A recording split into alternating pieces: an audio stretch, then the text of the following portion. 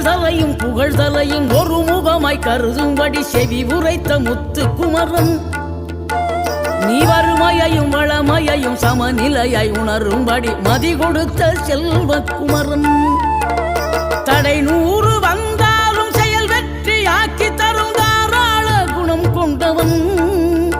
நீ வலை வீசும் அறிவுக்கு தொலைவானவானாகி மாறாது அருள் செய்பவன்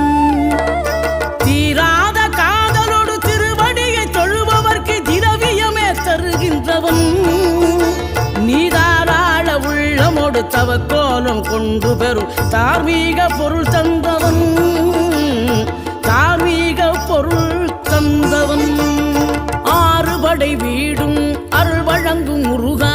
அருகே நீ ஓடோடிவா மூவிரண்டு முகம் ஜொலிக்க 2 கரங்களுடன் ஆதரவு தரவோ